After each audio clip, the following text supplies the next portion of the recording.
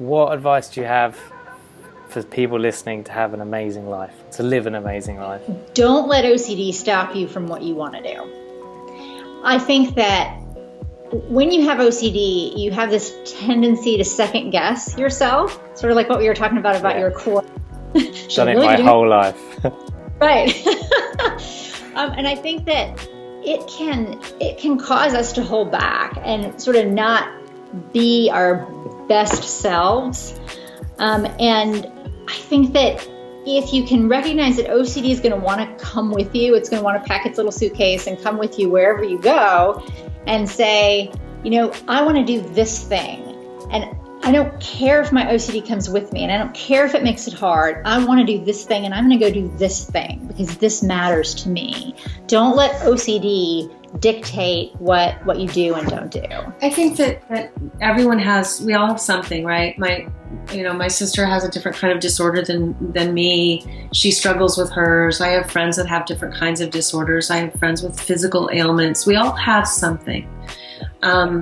It's, I think, finding, kind of like you asked me about creative imagery, it's kind of finding creative ways to deal with our struggle.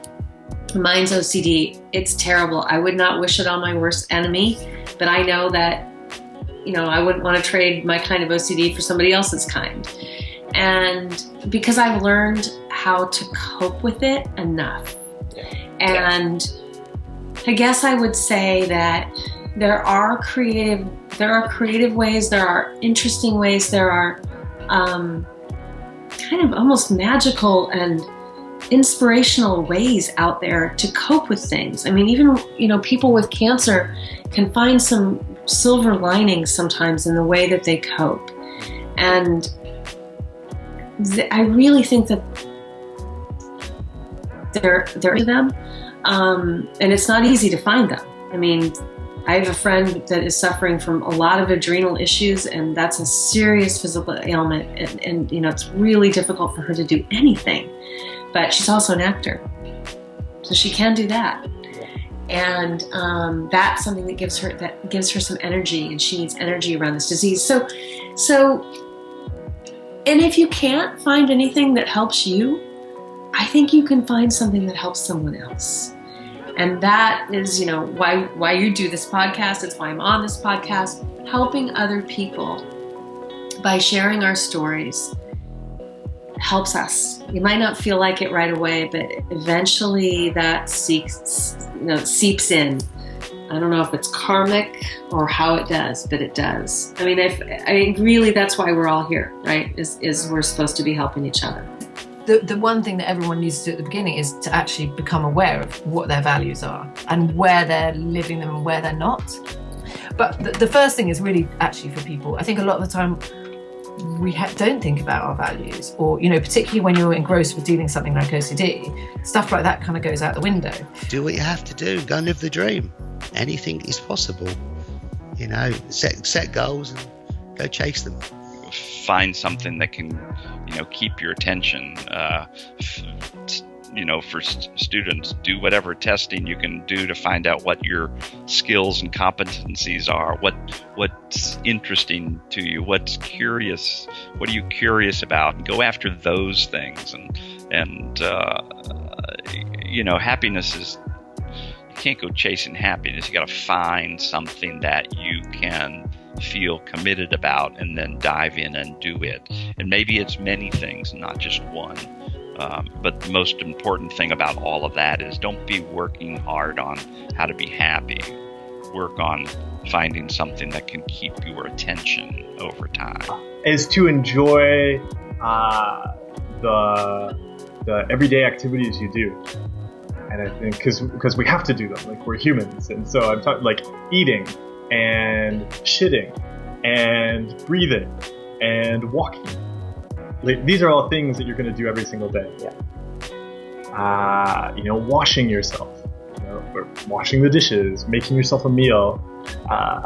These are activities that really do make up an incredible amount of your life. So if you think, it really helps me to recognize if I think, my life, having an amazing life is about doing a bunch of things, then I'm kind of implying to my brain that if I'm not doing those things, this life is not amazing. And so I set up that trap.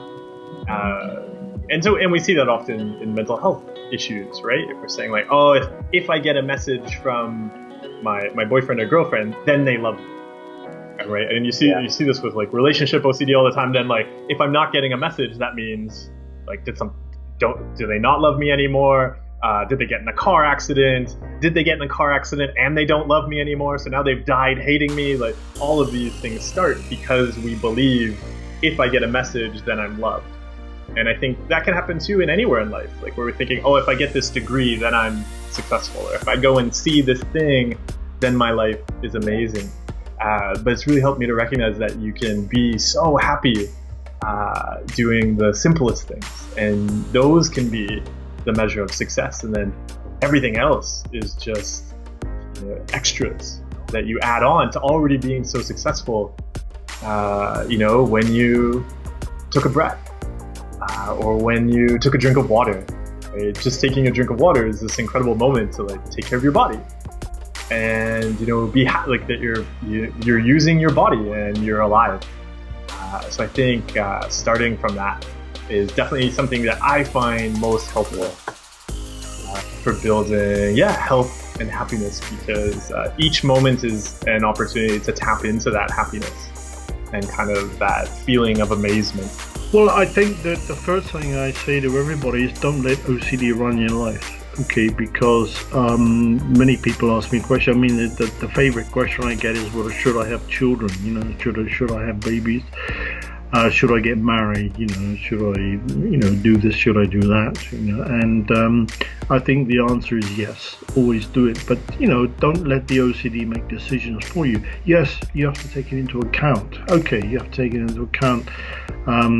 You have to perhaps prepare yourself for stresses and unforeseen situations that might trigger the OCD, but you should never let it run your life. I think that OCD is not part of you.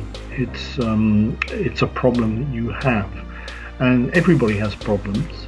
So and a lot of people have severe handicaps and they get on with their life. And I think that the important thing is, and it can actually even help the OCD, is that if you, as I said in our treatment, we encourage people to engage in reality as a way of counteracting the OCD. The OCD is largely imaginary.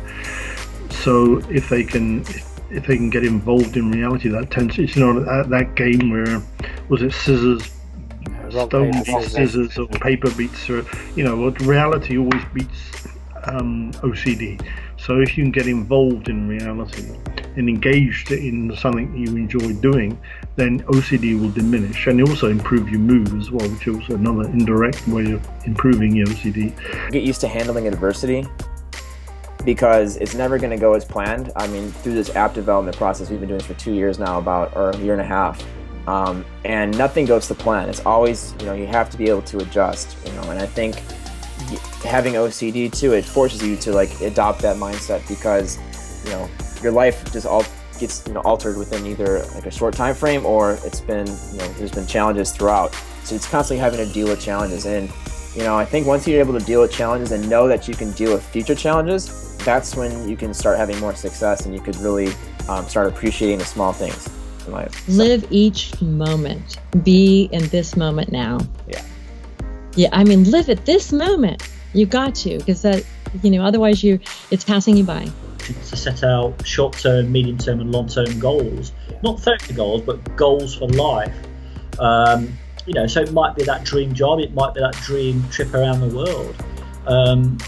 Whatever OCD stops you doing, I'm not going to say that you'll be able to achieve those, but there's no reason to think you can't. Wants to live an amazing life. Live life with passion. Be kind to others. And do your best to live with grace.